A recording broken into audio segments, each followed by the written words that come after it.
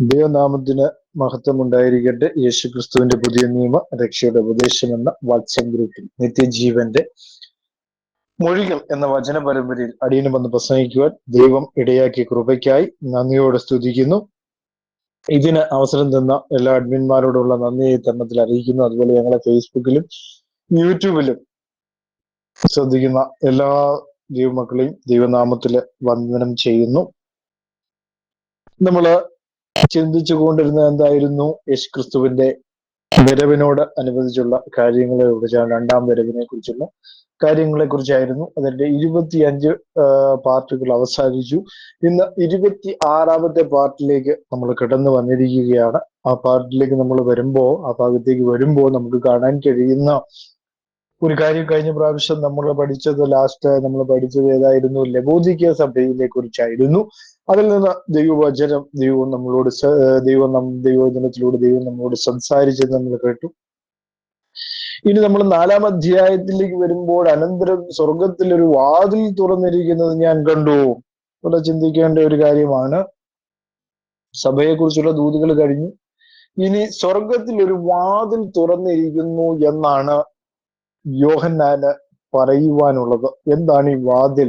അല്ലെ, സ്വർഗത്തെ കുറിച്ചുള്ള നിഗൂഢ സത്യങ്ങൾ ദൈവം ഇനി യോഹന്നാന് വെളിപ്പെടുത്തി കൊടുക്കുന്ന ഭാഗത്തിലേക്കാണ് നമ്മൾ 4-ാം അധ്യായത്തിലേക്ക് വരുമ്പോൾ കാണുവാനായിട്ട് കഴിയുന്ന ഒരു കാര്യം എന്ന് പറയുന്നത്. അല്ലെ, നമ്മളിവിടെ മനസ്സിലാക്കേണ്ട ഒരു കാര്യം എന്ന് പറയുന്നത്, ദൈവം യോഹന്നാന് എല്ലാം വെളിപ്പെടുത്തി കൊടുക്കുകയാണ്. അല്ലെ, ധൈര്യത്തോടെ ക്രൂശിന് മുമ്പിൽ, കർത്താവ് യേശു ക്രിസ്തുവിന്റെ ക്രൂശിന് മുമ്പിൽ ധൈര്യത്തോടെ നിന്ന ഒരേ ഒരു വ്യക്തിത്വം യോഹന്നാൻ മാത്രമാണ്. ബാക്കിയെല്ലാ ശിഷ്യന്മാരും പേടിച്ച് ഓടി ഒളിച്ച് ഒരു റൂമിൽ പേടിച്ച് വിറച്ചിരുന്നപ്പോൾ യോഹന്നാൻ മാത്രം കർത്താവിന്റെ ക്രൂശിൽ ചേർന്ന് നിന്നു. കാരണം അതുകൊണ്ട് അവനെ ഒന്നും ചെയ്തില്ല, അതുകൊണ്ട് സ്വർഗം അവനെ മാനിച്ചു. അതുകൊണ്ടാണ് ഈ ദർശനങ്ങളൊക്കെ കാണുവാൻ അവന് ഭാഗ്യം ലഭിച്ചത്. അല്ലെ, അവിടെ എഴുതിയിരിക്കുക, അനന്തരം സ്വർഗത്തിൽ ഒരു വാതിൽ തുറന്നിരിക്കുന്നത് ഞാൻ കണ്ടു എന്നാണ് അവിടെ രേഖപ്പെടുത്തിയിരിക്കുന്നത്. കണ്ടു എന്ന ഗ്രീക്ക് പദത്തിനർത്ഥം കാണുക, അറിയുക, നിരീക്ഷിക്കുക എന്ന അർത്ഥത്തിലാണ് അത് ഉപയോഗിച്ചിരിക്കുന്നത്. ഉൽപ്പത്തി പുസ്തകം 1-ാം അധ്യായം അതിന്റെ 31-ാമത്തെ വാക്യത്തിൽ നമ്മൾ വായിക്കുന്ന ഇങ്ങനെയാണ്. ഉൽപ്പത്തി പുസ്തകം 1-ാം അധ്യായം അതിന്റെ 31-ാമത്തെ വാക്യത്തിൽ നമ്മൾ കാണുന്നു. 31-ാമത്തെ വാക്യം,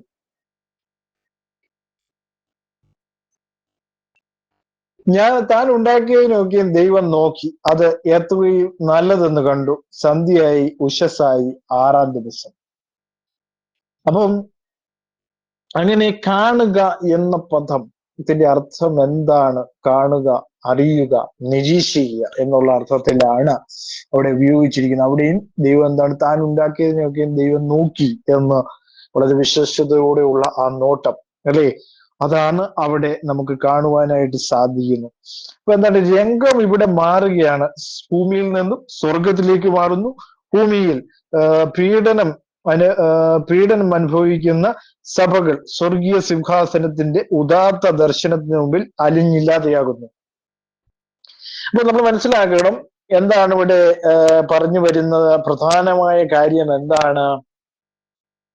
ഇവിടെ നമ്മൾ മനസ്സിലാക്കേണ്ട ഒരു പ്രധാനപ്പെട്ട കാര്യം എന്താണ്? ഭൂമിയിലുള്ള പീഡനം അനുഭവിക്കുന്ന സഭകൾ സ്വർഗീയ സിംഹാസനത്തിന്റെ ഉദാത്ത. അപ്പം നമ്മള് സഭ എന്ന് പറഞ്ഞപ്പോൾ ഒരു വ്യക്തിയോ അല്ലെങ്കിൽ ഒരു കൂട്ടത്തെയോ, ദൈവം തെരഞ്ഞെടുത്ത ഒരു കൂട്ടത്തെയാണ് സഭ എന്ന് വിളിച്ചെന്നുള്ള കാര്യത്തെക്കുറിച്ച് വളരെ വ്യക്തമായി നമ്മൾ കഴിഞ്ഞ എപ്പിസോഡുകളിൽ അതിനെക്കുറിച്ച് നമ്മൾ പഠിച്ചിരുന്നു. അല്ലാതെ ഇവിടെ കാണുന്ന സംഘടനകളല്ല സഭ എന്ന് നമ്മൾ പറഞ്ഞിരുന്നു. അത് വെറും സംഘടനകൾ മാത്രമാണ്. സഭ എന്നുള്ള അർത്ഥത്തിലല്ല അത് ഉപയോഗിച്ചിരിക്കുന്നു എന്നുള്ള കാര്യം നമുക്ക് വളരെ വ്യക്തമായിട്ട് മനസ്സിലാക്കുവാനായിട്ട് സാധിക്കുന്നു. അപ്പൊ എന്താണ്?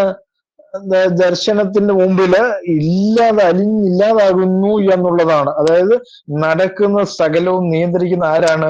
ദൈവമാണ്. എല്ലാം അവന്റെ ശക്തിയെയും മഹത്വത്തെയും സമ്പൂർണ്ണ വിശ്വസ്തതയും പരിശുദ്ധിയെയും വെള്ള വസ്ത്രങ്ങൾ, ജ്വലനം, കണ്ണാടിക്കടൽ, കുറച്ച് എന്നീ കാര്യങ്ങളൊക്കെ നമുക്കിവിടെ കാണാം. തന്റെ വിശ്വസ്തരായ ജനത്തിന്റെ പ്രതിനിധികളായിട്ടുള്ള മൂപ്പന്മാർ എല്ലാ സൃഷ്ടികളെയും പ്രതിനിധികളായ ജീവികളോടൊത്ത് ചേർന്ന് ദൈവത്തെ മഹത്വപ്പെടുത്തുന്നു എന്നുള്ളതാണ് അവിടെ കാണുവാനായിട്ട് സാധിക്കുന്നു. അപ്പൊ നമ്മൾ വായിച്ചത് എവിടെയാണ്? സ്വർഗത്തിൽ ഒരു വാതിൽ തുറന്നിരിക്കുന്നത് ഞാൻ കണ്ടു, കാഹളനാദം പോലെ എന്നോട് സംസാരിച്ച് കേട്ട ആദ്യത്തെ ശബ്ദം എന്നോട്, ഇവിടെ കയറി വരിക. ഇവിടെ കയറി വരാൻ പറയുന്നു, ഇവിടെ കയറി വരിക, അല്ലേ? ശബ്ദം 1:10 നമ്മൾ വായിച്ചു. വെളിപ്പാട് പുസ്തകം 1-ാം അധ്യായം അതിന്റെ 10-ാമത്തെ വാക്യത്തിൽ നമ്മൾ വായിച്ചു ശബ്ദം എന്താണെന്നുള്ള കാര്യത്തെക്കുറിച്ച്. 1:10 എന്താണ്? ദിവസത്തിൽ ഞാൻ ആത്മവിവശനായി, അല്ലേ?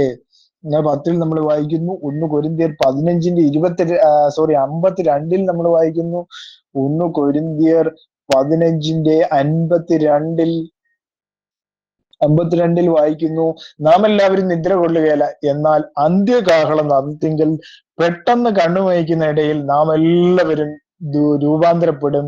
കാഹളം ധ്വനിക്കും, മരിച്ചവർ അശേരായി ഉയർക്കുകയും നാം രൂപാന്തരപ്പെടുകയും ചെയ്യും എന്ന് അവിടെ രേഖപ്പെടുത്തിയിരിക്കുന്നു.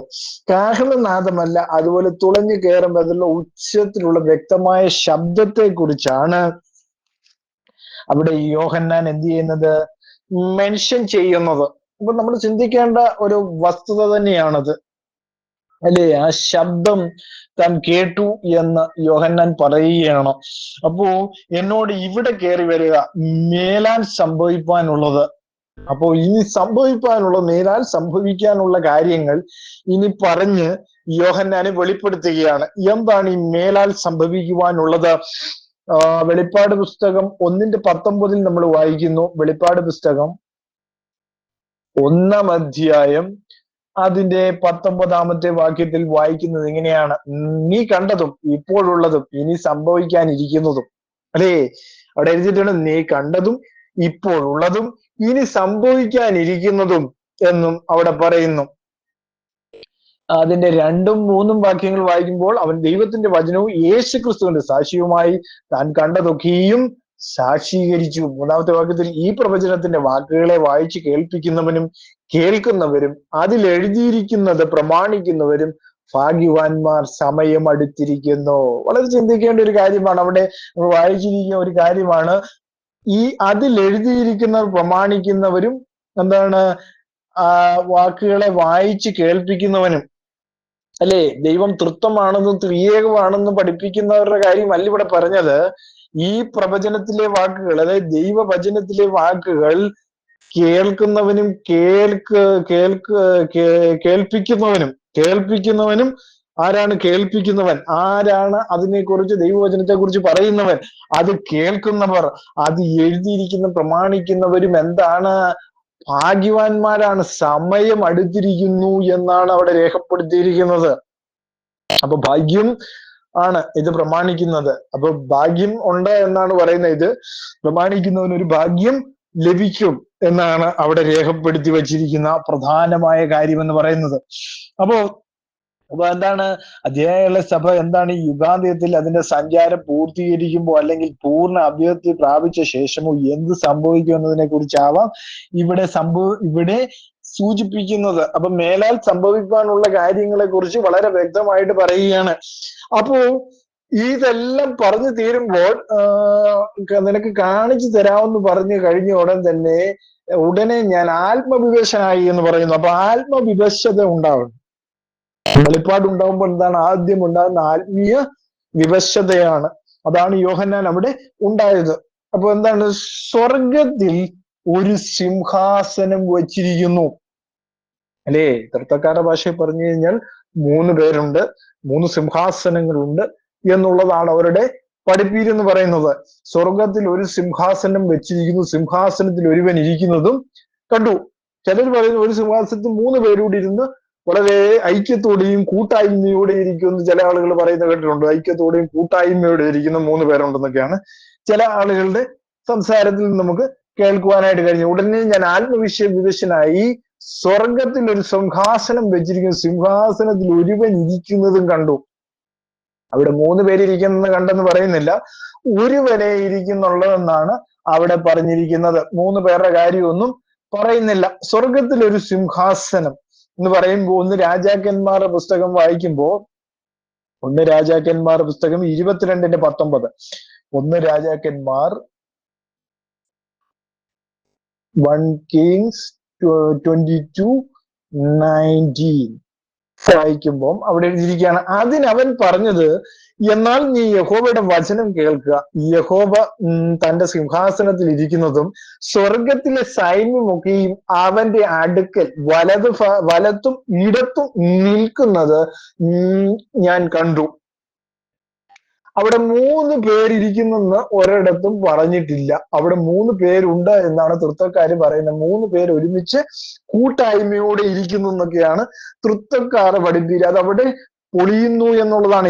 ഏക സത്യ ദൈവമേ നമുക്കുള്ളൂ. സങ്കീർത്തനങ്ങൾ വായിക്കുമ്പോൾ അവിടെ എഴുതിയിരിക്കുകയാണ്, സങ്കീർത്തനങ്ങളുടെ പുസ്തകം 9-ാം അധ്യായം അതിന്റെ 4-ാമത്തെ വാക്യത്തിലേക്ക് വരുമ്പോൾ, സങ്കീർത്തനം 9:4 9:4 വായിക്കുന്നു, നീ എന്റെ കാര്യവും വ്യവഹാരവും നടത്തിയിരിക്കുന്നു, നീ നീതിയോടെ വിധിച്ചുകൊണ്ട് സിംഹാസനത്തിൽ ഇരിക്കുന്നു. അപ്പൊ സിംഹാസനത്തിൽ എന്താണ്, ഒരാളെ വിധിക്കുവാൻ അവിടെ ഇരിപ്പുള്ളൂ, വേറെ 2 പേരൂടെ ഉണ്ട് എന്ന് തൃത്വക്കാർ പറഞ്ഞു പഠിപ്പിക്കും, അല്ലേ? നമ്മളിപ്പോ വായിച്ച വാക്യത്തിൽ എന്താണ്, ഈ വചനത്തിൽ എഴുതിയിരിക്കുന്നവൻ പ്രമാണിക്കുന്നവൻ. അപ്പോ ഇന്ന് തൃത്വക്കാർ ചിന്തിക്കേണ്ട ഒരു വലിയൊരു കാര്യമാണ്, ഈ വചനത്തിൽ എഴുതിയിരിക്കുന്ന കാര്യങ്ങൾ തന്നെയാണോ നിങ്ങൾ പ്രമാണിക്കുന്നത്?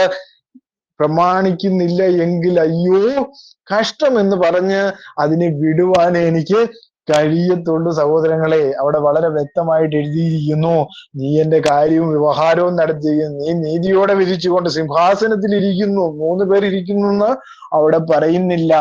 47:2 നമ്മൾ കാണുന്നു. സങ്കീർത്തനങ്ങളുടെ പുസ്തകം 47-ാം അധ്യായം അതിന്റെ 2-ാമത്തെ വാക്യത്തിലേക്ക് വരുമ്പോ, സങ്കീർത്തനങ്ങൾ 47:2, 47-ാം അധ്യായം അതിന്റെ 2-ാമത്തെ വാക്യം, അത്യുന്നതനായ യഹോവ ഭയങ്കരൻ, അവൻ സർവ്വഭൂമിക്കും രാജാവാകുന്നു.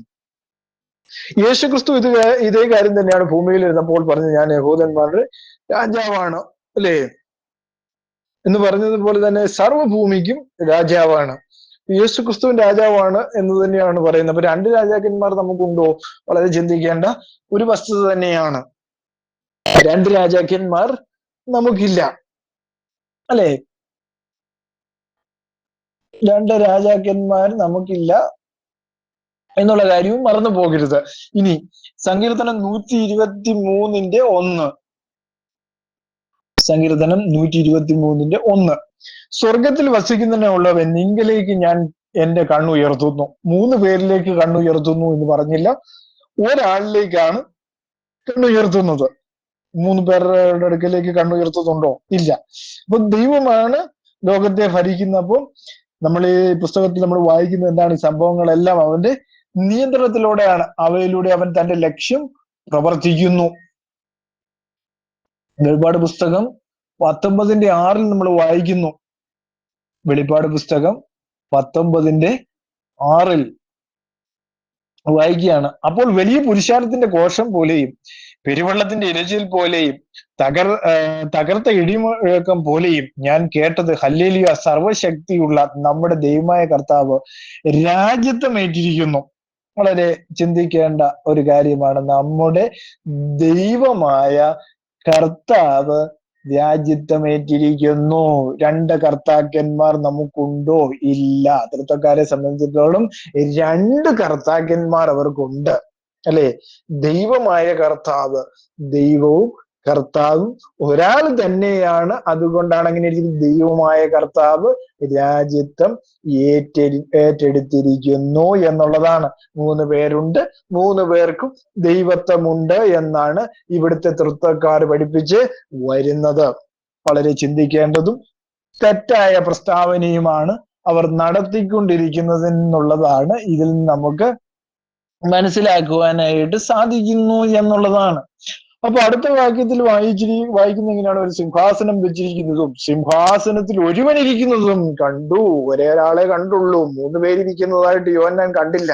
അല്ലേ? യോഹന്നാനാണ് 1:1 എഴുതിയിരിക്കുന്നത്. അല്ലെ? യോഹന്നാന്റെ സുവിശേഷം 1-ാം അധ്യായം 1-ാം വാക്യത്തിൽ യോഹന്നാൻ തന്നെയാണ് എഴുതിയിരിക്കുന്ന വചനം ദൈവമായിരുന്നു, വചനം ദൈവത്തോടു കൂടെയായിരുന്നു, അത് രണ്ടാമത്തെ ആളായിരുന്നു എന്ന് അവൻ ഒരിക്കലും പറയുവാൻ ആഗ്രഹിക്കുന്നില്ല എന്നുള്ളതാണ് സത്യം എന്ന് പറയുന്നത്. ഒരാളെ താൻ കണ്ടുള്ളൂ എന്ന് പറയുന്നത്, 3 പേരൊന്നും താൻ കണ്ടില്ല. ഒരുവൻ ഇരിക്കുന്നത് മാത്രമേ യോഹന്നാൻ കാണുന്നുള്ളൂ എന്നുള്ളതാണ്. ഇരിക്കുന്നവൻ കാഴ്ചയ്ക്ക്, ഇനി ഇരിക്കുന്നവനെയാണ് ഇനി യോഹന്നാൻ വർണ്ണിക്കുകയാണ്. ഇരിക്കുന്നത് ആരാണ് എന്നുള്ള കാര്യത്തെ കുറിച്ചാണ്. അത് ദൈവത്തിന്റെ ആത്മീയ ഭാവത്തിൽ ദൈവത്തെ ആരും എന്ത് ചെയ്തിട്ടില്ല? കണ്ടിട്ടില്ല. യോഹന്നാൻ 1:18 നമ്മൾ വായിക്കുന്നു. യോഹന്നാനാണ് അത് എഴുതിയത്, അല്ലെ? യോഹന്നാന്റെ സുവിശേഷം യോഹന്നാൻ തന്നെയാണ് എഴുതിയിരിക്കുന്നത്. ഈ പുസ്തകം യോഹന്നാൻ എഴുതി. യോഹന്നാൻ നമുക്ക് വായിക്കാം. യോഹന്നാന്റെ സുവിശേഷം 1-ാം അധ്യായം അതിന്റെ 18-ാമത്തെ വാക്യം. ദൈവത്തെ ആരും ഒരു നാളും കണ്ടിട്ടില്ല. പിതാവിന്റെ മടിയിലിരിക്കുന്ന ഏകജാതനായ പുത്രൻ അവനെ വെളിപ്പെടുത്തിയിരിക്കുന്നു. വളരെ ചിന്തിക്കേണ്ട ഒരു കാര്യം തന്നെ. ദൈവത്തെ ആരും ഒരു നാളും കണ്ടിട്ടില്ല. പിതാവിന്റെ മടിയിലിരിക്കുന്ന ഏകജാതനായ പുത്രൻ അവനെ വെളിപ്പെടുത്തിയിരിക്കുന്നു എന്ന് പറയുമ്പോൾ പിതാവിന്റെ മടിയിൽ ഒരു പുത്രൻ ഇരിപ്പുണ്ട് എന്നുള്ളതാണ് പലരുടെയും ചിന്തകൾ. അങ്ങനെയല്ല അത് അവിടെ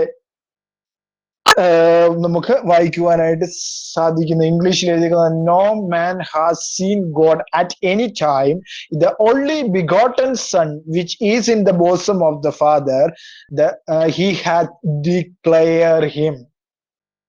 മടിയിൽ എന്ന അർത്ഥത്തിലല്ല, ഹൃദയം എന്ന അർത്ഥത്തിലാണ് അവിടെ ഇംഗ്ലീഷിൽ നമുക്ക് വായിക്കുമ്പോൾ നമുക്ക് മനസ്സിലാക്കാനായിട്ട് സാധിക്കുന്നത്. ഇനി 1 തിമോത്തിയോസ് 6:16 നമ്മൾ വായിക്കുന്നു. 1 തിമോത്തിയോസ് 6:16 നമ്മൾ വായിക്കുന്നു. 1 തിമോത്തി 6:16, 6-ാം അധ്യായം അതിന്റെ 16-ാമത്തെ വാക്യത്തിൽ ഇങ്ങനെ കാണുന്നു. താൻ മാത്രം അമർത്യതയുള്ളവനും അടുത്തുകൂടാത്ത വെളിച്ചത്തിൽ വസിക്കുന്നവനും മനുഷ്യരാരും കാണാത്തവനും കാണാൻ കഴിയാത്തതുമായവൻ തക്ക സമയത്ത് ആ പ്രത്യക്ഷത വരുത്തും. അവന് ബഹുമാനവും നിത്യബലവും ഉണ്ടാകട്ടെ. ആമേൻ. അപ്പോ അവിടെ എഴുതിയിരിക്കുകയാണ്, താൻ മാത്രം എന്താണ്? അമർത്യതയുള്ളവനാണ്, അടുത്തുകൂടാത്ത വെളിച്ചത്തിൽ വസിക്കുന്നവനാണ്, മനുഷ്യരാരും ഇതുവരെ കണ്ടിട്ടില്ല. മനുഷ്യർ എപ്പോഴാ കണ്ടത് അവനെ? അവൻ മനുഷ്യനായി വെളിപ്പെട്ടപ്പോഴാണ് മനുഷ്യനായിട്ട് അവനെ കണ്ടത്, അല്ലാതെ അവനെ കണ്ടിട്ടേയില്ല. കാരണം ദൈവത്തിന്റെ ജഡത്തിലുള്ള വെളിപ്പാടാണ് യേശുക്രിസ്തു എന്നുള്ളതാണ് അവിടെ രേഖപ്പെടുത്തിയിരിക്കുന്നത്. അതാണ് ആ വെളിച്ചം അവിടെ നമുക്ക് മനസ്സിലാക്കുവാനായിട്ട് സാധിക്കുന്ന, വചനത്തിൽ നിന്ന് നമുക്ക് മനസ്സിലാക്കുവാനായിട്ട് സാധിക്കുന്നു.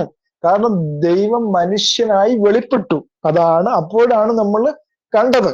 അതാണ് നമ്മൾ മനസ്സിലാക്കേണ്ട ഏറ്റവും വലിയൊരു കാര്യം, അല്ലെങ്കിൽ ഏറ്റവും വലിയ വെളിപ്പാട് ദൈവവചനത്തില്.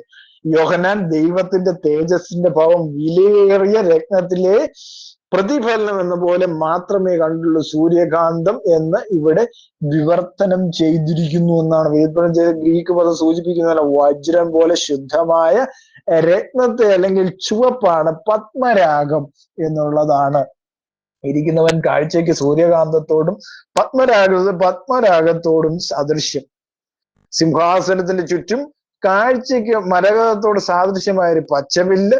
സിംഹാസനത്തിന്റെ ചുറ്റും 24 സിംഹാസനം, വെള്ളയുടുപ്പ് ധരിച്ചുകൊണ്ട് സിംഹാസനത്തിലിരിക്കുന്ന 24 മൂപ്പന്മാർ.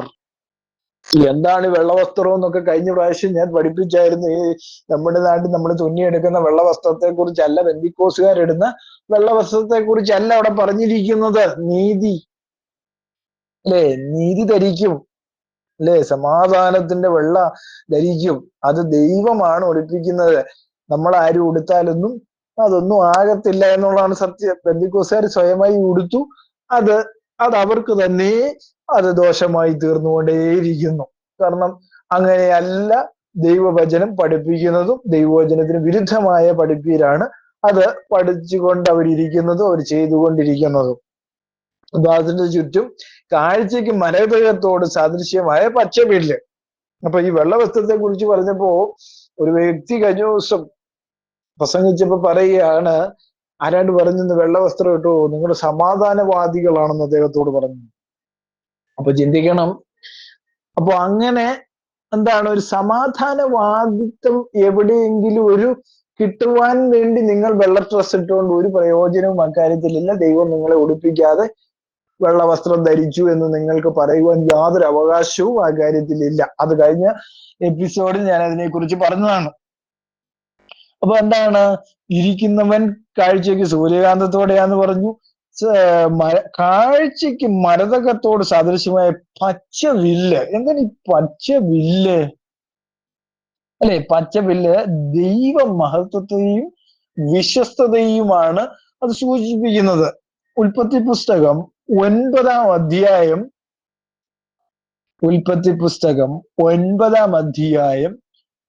13 മുതൽ 16 വരെയുള്ള വാക്യങ്ങൾ നമ്മൾ വായിക്കുമ്പോൾ, 13 മുതൽ 16 വരെയുള്ള വാക്യങ്ങൾ, ഞാൻ എൻ്റെ വില്ല് മേഘത്തിൽ വയ്ക്കുന്നു, അത് ഞാനും ഭൂമിയും തമ്മിലുള്ള നിയമത്തിന് അടയാളമായിരിക്കും. വളരെ ചിന്തിക്കേണ്ട ഒരു കാര്യമാണ്. എന്താണ് വില്ല് എന്നുള്ള കാര്യമാണ്. ഞാൻ ഭൂമിയുടെ മീതെ മേഘം വരുത്തുമ്പോൾ മേഘത്തിൽ വില്ല് കാണും. അപ്പോൾ ഞാനും നിങ്ങളും സർവ്വജഡവുമായ സകല ജീവജന്തുക്കളും തമ്മിലുള്ള എൻ്റെ നിയമം ഞാൻ ഓർക്കും. ഇനി സകല ജഡത്തെയും നശിപ്പിപ്പാൻ വെള്ളം ഒരു പ്രളയമായി തീരുകയില്ല. എന്താണ് ആ വില്ല്, ആ പച്ച വില്ല്? അല്ലെ, എൻ്റെ വില്ല് മേഘത്തിൽ വെക്കുന്നു എന്നാണ് അവിടെ രേഖപ്പെടുത്തിയിരിക്കുന്നത്. അത് ഞാനും ഭൂമിയും തമ്മിലുള്ള നിയമത്തിന് അടയാളമാണ്. അപ്പൊ നിയമത്തിന് ഒരു അടയാളമാണ് ഈ വില്ലെന്ന് പറയുന്നത്. ഇവിടെ നമ്മള് ഉൽപ്പത്തി പുസ്തകത്തിൽ കാണുന്നു. ഞാൻ ഭൂമിയുടെ മീതെ മേഘം വരുത്തുമ്പോൾ മേഘത്തിൽ എന്ത് കാണും? വില്ല് കാണും. ഞാൻ ഭൂമിയുടെ മേലെ മേഘം വരുത്തുമ്പോൾ അവിടെ എന്ത് കാണും? മേഘത്തിൽ വില്ല് കാണും. അപ്പോൾ ഞാനും നിങ്ങളും സർവ്വജഡവുമായ സകല ജീവജന്തുക്കളും തമ്മിലുള്ള എൻ്റെ നിയമം ഞാൻ ഓർക്കും. ഞാൻ ഈ സകല ജഡത്തെയും നശിപ്പിപ്പാൻ വെള്ളം ഒരു പ്രളയമായി തീരുകയില്ല. ഈ 16-ാമത്തെ ഭാഗത്ത് വില്ല് മേഘത്തിലുണ്ടാകും. ദൈവം ഭൂമിയിലെ സർവ്വജഡവുമായ സകല ജീവികളും തമ്മിൽ എന്നേക്കുമുള്ള നിയമം ഓർക്കേണ്ടതിന് ഞാനതിനെ നോക്കുമെന്ന് അവിടെ രേഖപ്പെടുത്തിയിരിക്കുന്നു. വില്ല് മേഘത്തിലുണ്ടാകും. ദൈവം ഭൂമിയിലെ സർവ്വജഡവുമായ സകല ജീവികളും തമ്മിൽ എന്നേക്കുമുള്ള നിയമം ഓർക്കേണ്ടതിന് ഞാൻ അതിനെ നോക്കും എന്നാണ് അവിടെ രേഖപ്പെടുത്തിയിരിക്കുന്നത്. ഇനി എസെക്കിയേലിന്റെ പുസ്തകം 1:28 നമ്മൾ വായിക്കുന്നു. എസെക്കിയേൽ അവിടെ ഒരു വില്ലിനെ കുറിച്ച് പറയുന്നുണ്ട്. എസെക്കിയേൽ 1:28, 1-ാം അധ്യായം 28-ാമത്തെ വാക്യത്തിൽ പറയുന്നു, അതിന്റെ ചുറ്റുമുള്ള പ്രകാശം മഴയുള്ള ദിവസത്തിൽ മേഘത്തിൽ കാണുന്ന വില്ലിന്റെ കാഴ്ച പോലെ ആയിരുന്നു. യഹോവയുടെ മഹത്വത്തിന്റെ പ്രത്യക്ഷത ഇങ്ങനെയായിരുന്നു കണ്ടത്. അത് കണ്ടിട്ട് ഞാൻ കവിണ് വീണു. സംസാരിക്കുന്ന ഒരുത്തന്റെ ശബ്ദവും ഞാൻ കേട്ടു എന്നാണ് അവിടെ കാണുന്നത്. അതായത് അതിന് ചുറ്റുമുള്ള പ്രകാശം എന്താണ്? മഴയുള്ള ദിവസത്തിൽ മേഘത്തിൽ കാണുന്ന വില്ലിന്റെ കാഴ്ച പോലെയായിരുന്നു.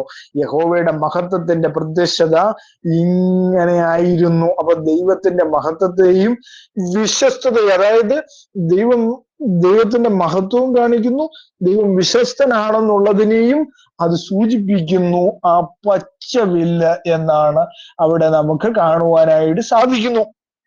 അപ്പൊ സിംഹാസനത്തിന്റെ ചുറ്റിലും 24 സിംഹാസനമുണ്ട്. വെള്ളയുടുപ്പ് ധരിച്ചുകൊണ്ട് സിംഹാസനങ്ങളിൽ ഇരിക്കുന്ന 24 മൂപ്പന്മാർ. ആരാണ് 24 മൂപ്പന്മാർ?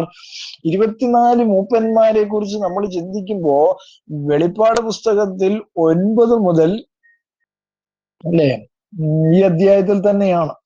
അതിനുമ്പ് 5:5 നമ്മൾ വായിക്കുമ്പോ വെളിപ്പാട് പുസ്തകം 5-ാം അധ്യായം 5-ാം വാക്യത്തിൽ വായിക്കുന്നു, അപ്പോൾ മൂപ്പന്മാരിൽ ഒരുത്തൻ എന്നോട് കരയണ്ട, യഹൂദ ഗോത്രത്തിലെ സിംഹവും ദാവീദിന്റെ വേരുമായവൻ പുസ്തകവും അതിന്റെ 7 മുദ്രയും തുറപ്പാൻ തക്കവണ്ണം ജയം പ്രാപിച്ചിരിക്കുന്നു എന്ന് പറഞ്ഞു.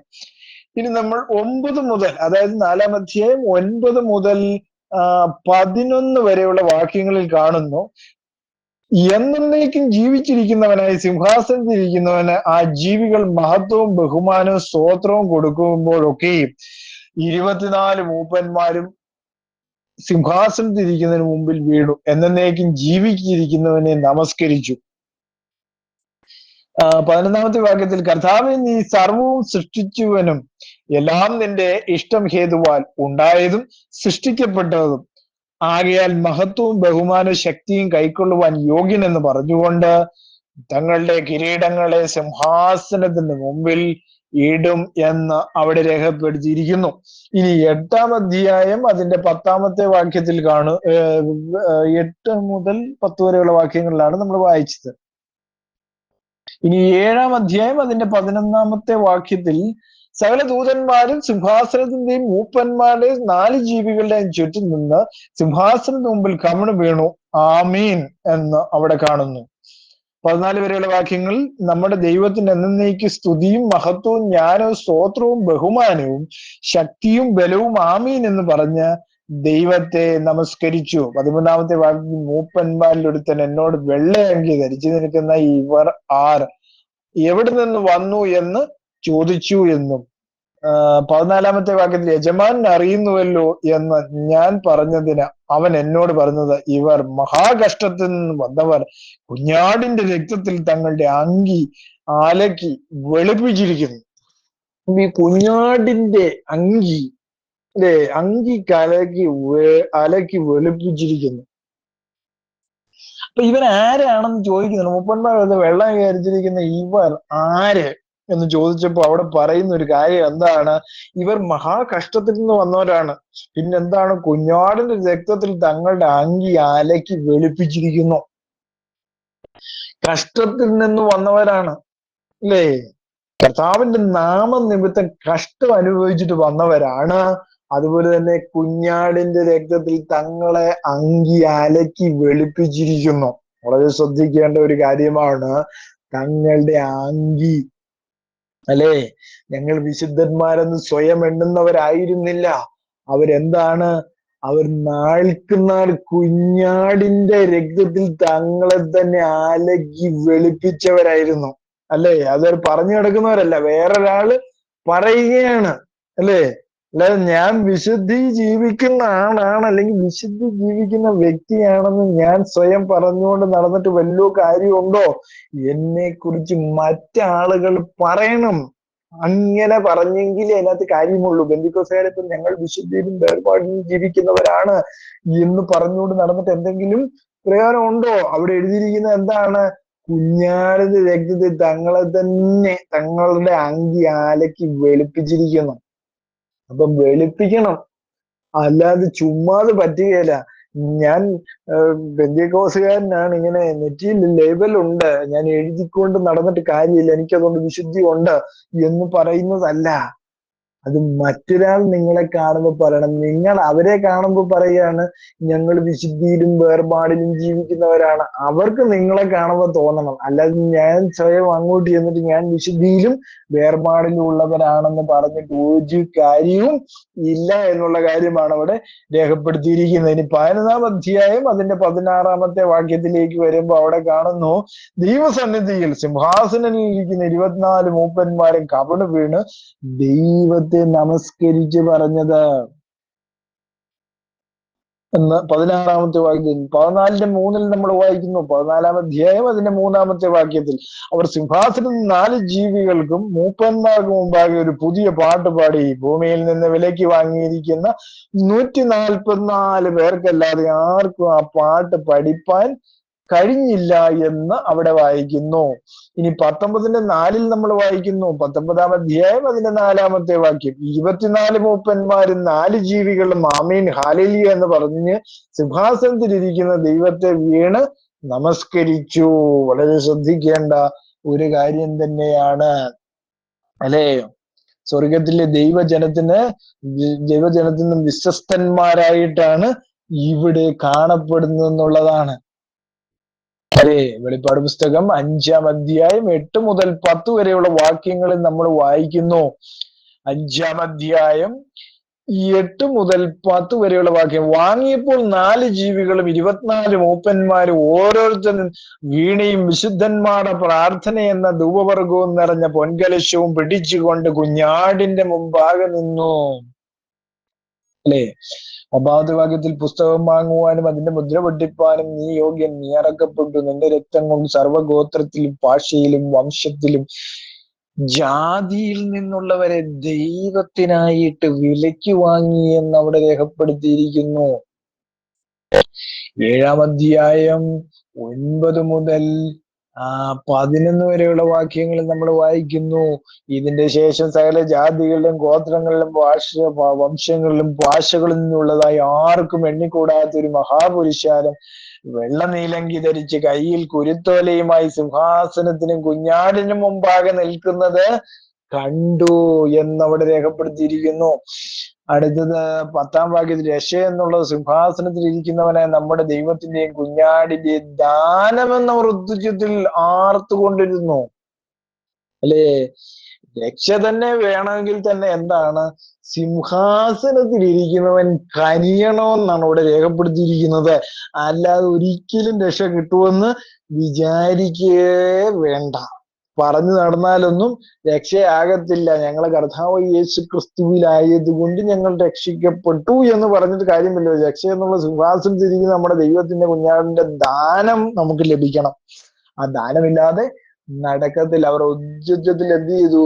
ആർത്തുകൊണ്ടിരുന്നു എന്നുള്ളതാണ് അവിടെ കാണുവാനായിട്ട് സാധിക്കുന്നു.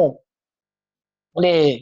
ഒരത്യുച്ചത്തിൽ 11-ാമത് സകല ദൂതന്മാരും സിംഹാസനത്തിന്റെ മൂപ്പന്മാരുടെ 4 ജീവികളുടെ ചുറ്റും നിന്ന് സിംഹാസനത്തിന് മുമ്പിൽ എന്ത് ചെയ്തു? കവിണ് വീണു എന്ന് അവിടെ രേഖപ്പെടുത്തിയിരിക്കുന്നു. ഇനി 13 നമ്മൾ വായിക്കുമ്പോൾ അവിടെ എഴുതിയിരിക്കണം, മൂപ്പന്മാരിൽ ഒരുത്തൻ എന്നോട് നീലയങ്കി ധരിച്ചിരിക്കുന്ന ഇവർ ആരെന്ന് എവിടെ നിന്ന് വന്നു എന്ന് ചോദിച്ചു. യജമാനൻ അറിയുന്നുവല്ലോ എന്നാണ് അവിടെ നമ്മൾ മുമ്പേ വായിച്ച ആ ഭാഗത്തിൽ നമുക്ക് കാണുവാനായിട്ട് സാധിച്ചത്.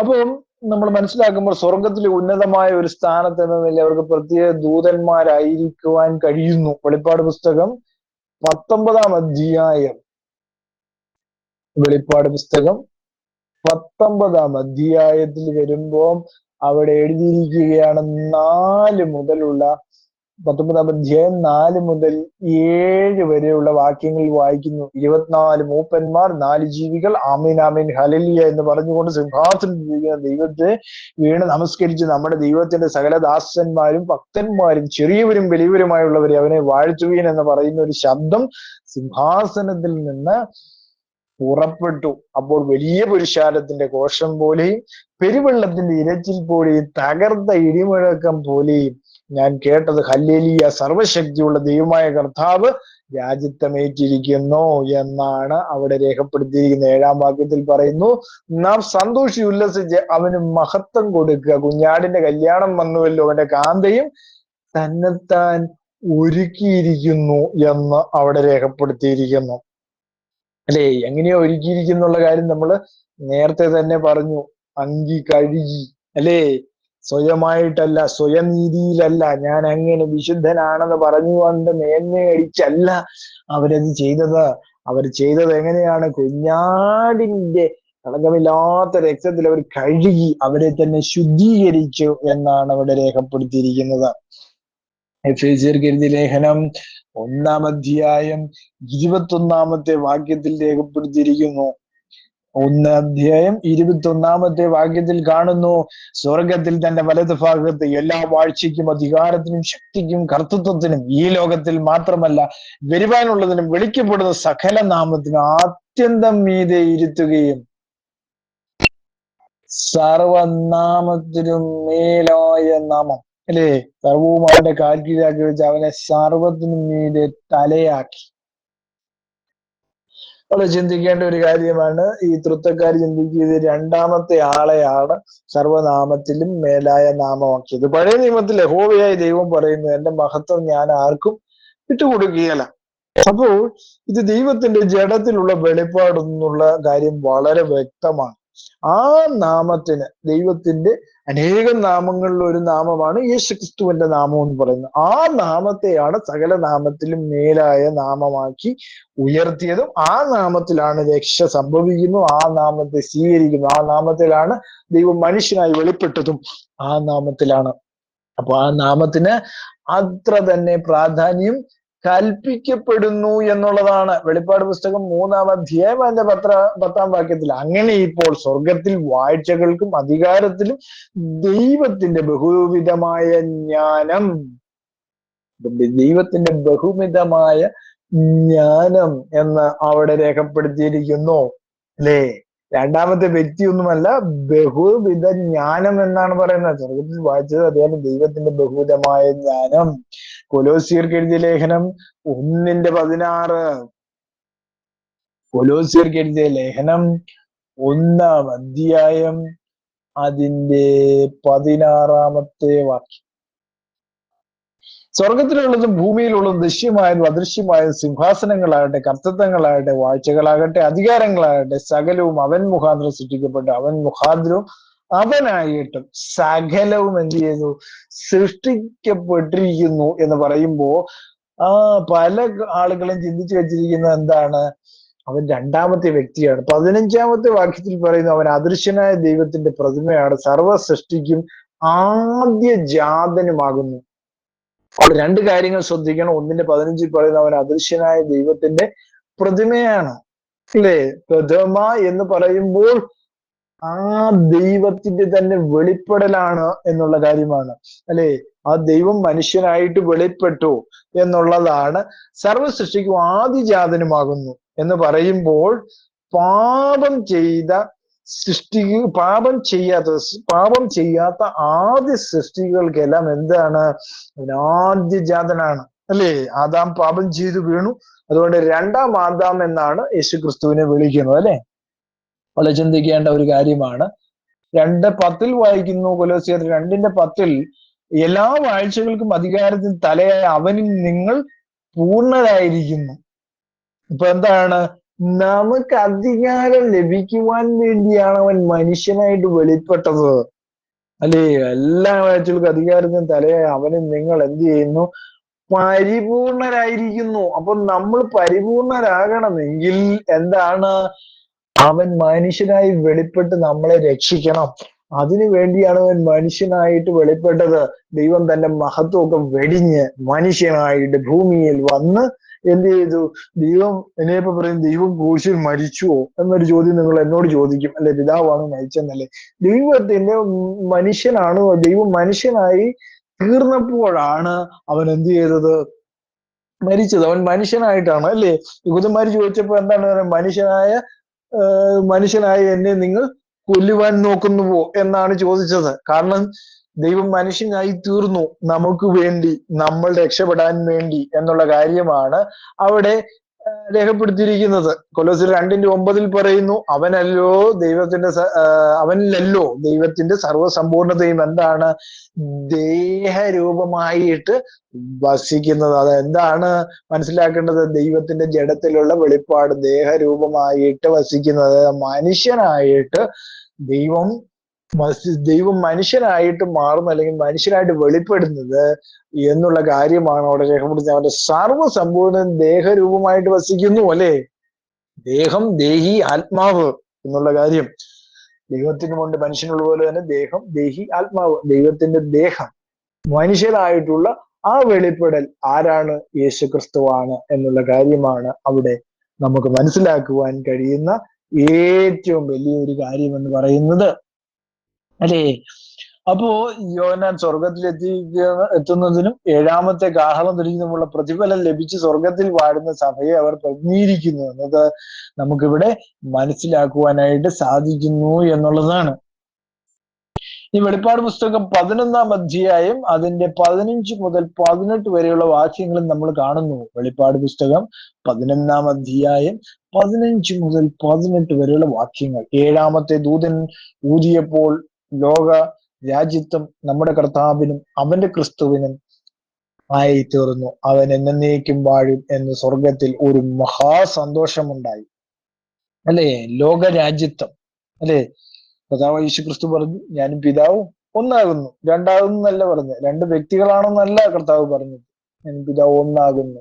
കാരണം അത് അവന്റെ ജഡത്തിലുള്ള വെളിപ്പെടലിനെയാണ് വളരെ വ്യക്തമായിട്ട് നമ്മളോട് പറയുന്നത്. അല്ലേ? 1 കൊരിന്ത്യർ 15:52 നമ്മൾ വായിക്കുന്നു 1 കൊരിന്ത്യർ 15-ാം അധ്യായം 52-ാമത്തെ വാക്യം. 15-ാം അധ്യായം അതിന്റെ 52-ാമത്തെ വാക്യം. 52-ാമത്തെ വാക്യം. നാം എല്ലാവരും നിദ്ര കൊള്ളുകയില്ല, എന്നാൽ അന്ത്യകാഹളനാദത്തിൽ പെട്ടെന്ന് കണ്ണു നയിക്കുന്നിടയിൽ നാം എല്ലാവരും രൂപാന്തരപ്പെടും. കാഹളം ധ്വനിക്കും, മരിച്ചവർ അശേരായി ഉയർക്കുകയും നാം രൂപാന്തരപ്പെടുകയും ചെയ്യുമെന്ന് അവിടെ രേഖപ്പെടുത്തിയിരിക്കുന്നു. അപ്പം 7-9 നമ്മൾ പറഞ്ഞ പോലെ രക്ഷിക്കപ്പെട്ട ജനം സിംഹാസനത്തിലായി നിന്നില്ല, പ്രസ്തുത അവർ എന്താണ് സിംഹാസനം മുമ്പാകെ നിൽക്കുകയാണ്. കുഞ്ഞാടിന്റെ കല്യാണം നടക്കുമ്പോൾ, അല്ലെങ്കിൽ ക്രിസ്തു മടങ്ങി വന്ന് തന്റെ സിംഹാസനം തിരിക്കും മുമ്പ് ക്രിസ്തുവിന്റെ മണവാട്ടിയായ സഭ സിംഹാസനത്തിൽ ഇരുന്ന് വാഴുമെന്ന് വളരെ വ്യക്തമായിട്ട് അവിടെ രേഖപ്പെടുത്തിയിരിക്കുന്നു. അപ്പം ദൈവത്തിന്റെ ജഡത്തിലുള്ള വെളിപ്പാടായി ക്രിസ്തു, അല്ലെ, ദൈവത്തിന്റെ ജഡത്തിലുള്ള വെളിപ്പാട്, അതാണ് നമുക്ക് അവിടെ മനസ്സിലാക്കുവാനായിട്ട് സാധിക്കുന്നു എന്നുള്ളതാണ് വളരെ ചിന്തിക്കേണ്ട ഒരു കാര്യം. അവൻ, അല്ലെ, പഴയ നിയമത്തിൽ യഹോവ മണവാളനാണ് എന്ന് പറയുന്നുണ്ട്. അതുപോലെ തന്നെ 2 മണവാളന്മാർ നമുക്കില്ല, ഒരേ ഒരു മണവാളനെ നമുക്കുള്ളൂ, അതാണ് യേശുക്രിസ്തു. അവൻ ഏക സത്യ ദൈവമാണ്. ആ ദൈവത്തിന്റെ ജഡത്തിലുള്ള വെളിപ്പാടാണ് യേശുക്രിസ്തു എന്നുള്ള കാര്യം നമുക്ക് വീണ്ടും വീണ്ടും ദൈവം വെളിപ്പെടുത്തി തരുന്നു.